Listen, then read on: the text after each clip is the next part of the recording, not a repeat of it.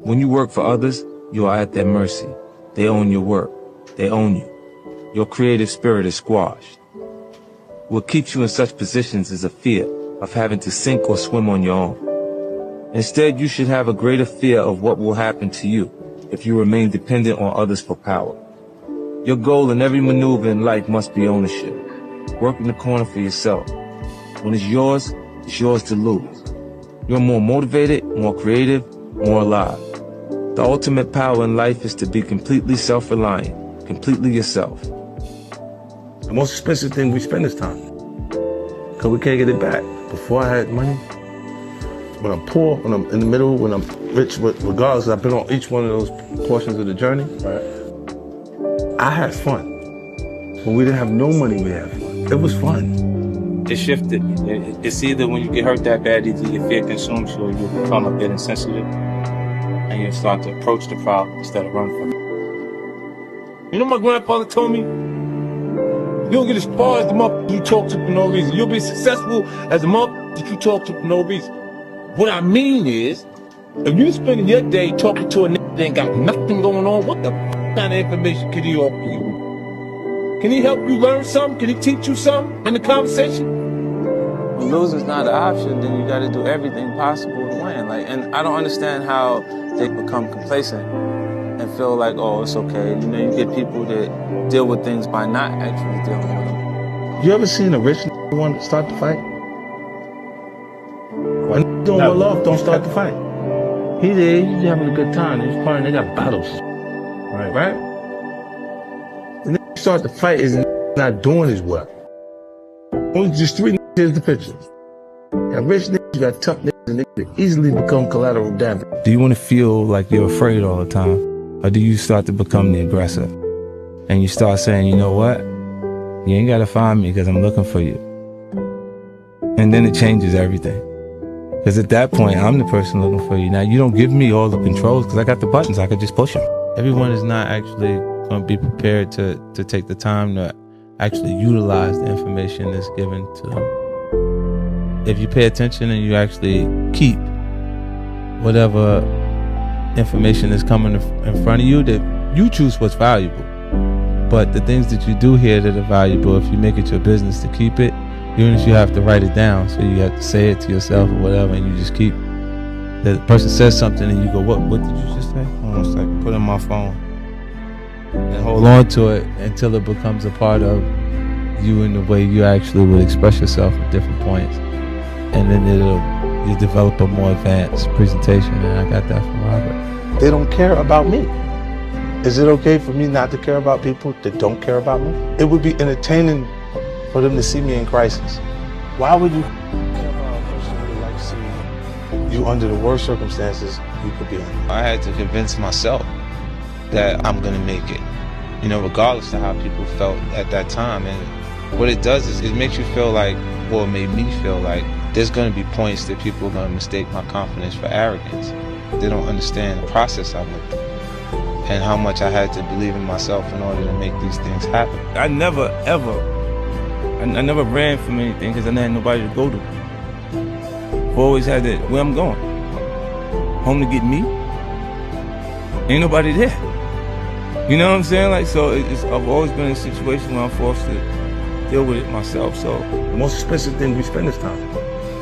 Because we can't get it back. Before I had money, when I'm poor, when I'm in the middle, when I'm rich, regardless, I've been on each one of those portions of the journey. I had fun. At each place? When we didn't have no money, we had fun. It was fun. Almost 90% of the time, I'm communicating with people who've achieved a higher level of education than me, right? They're college graduates. You know, if the information that you needed in the business classes were, if everything you needed was in the book, then the teacher would be too successful to teach the class. Find something to fall in love with, something to be passionate about, right?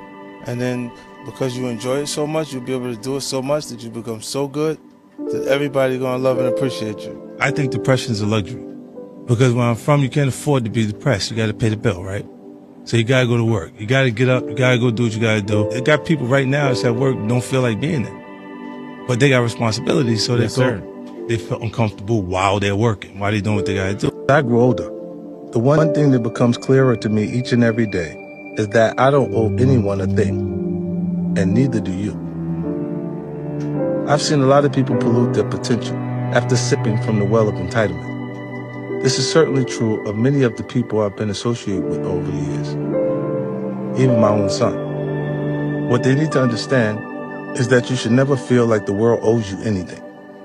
It doesn't. You must accept that it's all on you. That might seem like a very cynical way to view the world, but I would argue that it's actually liberating. You can only feel betrayal when you feel like you're owed something from someone. You can only feel resentment when you had expectations for assistance. When you accept that it's all on you, only then can you finally be free to focus 100% on being the best version of yourself. Either I'm going to get rich or I'm going to die in the process. I'm going to do what I want to do. And then if I die in the process, I was doing what I wanted to do. Get rich or die trying.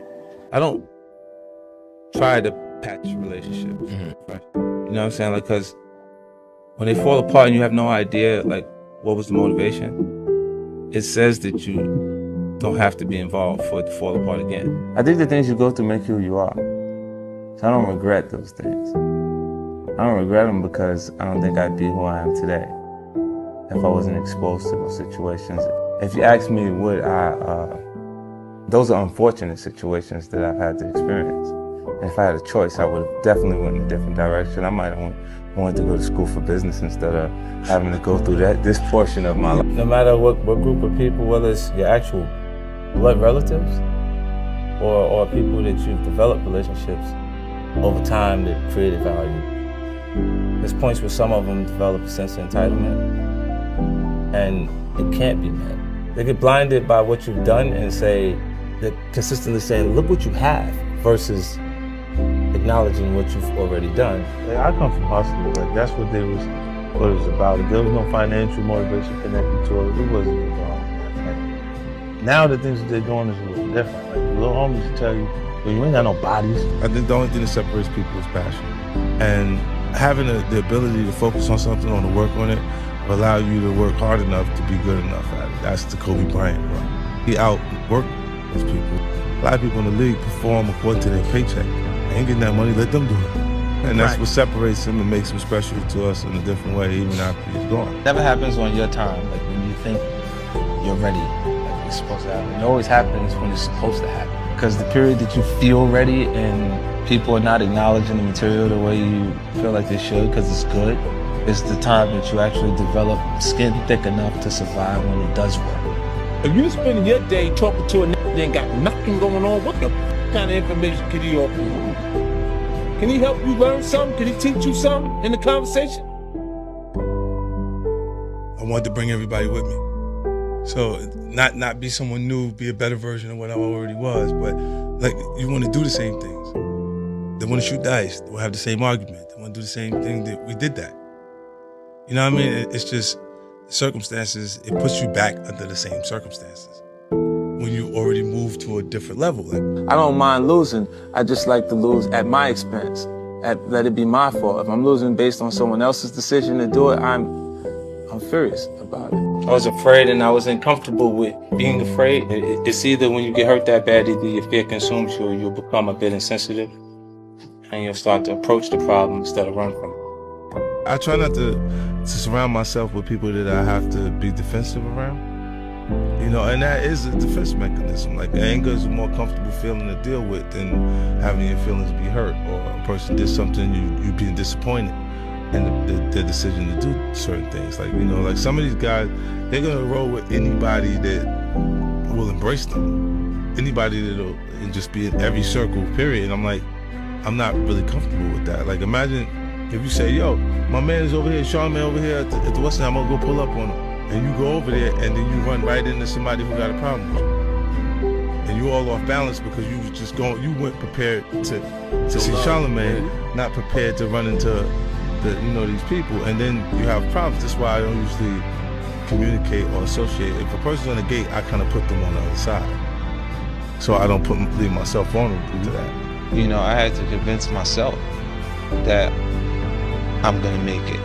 You know, regardless of how people felt at that time. And what it does is it makes you feel like, well, it made me feel like there's going to be points that people are going to mistake my confidence for arrogance, because I've had to, they don't understand the process of it and how much I had to believe in myself in order to make these things happen. I feel like you can will yourself into a good space. Things that are meant to happen will. And if you believe in yourself enough, you can help yourself learn. You can inspire yourself in different ways where you can actually discipline yourself, to the point that you can become good enough.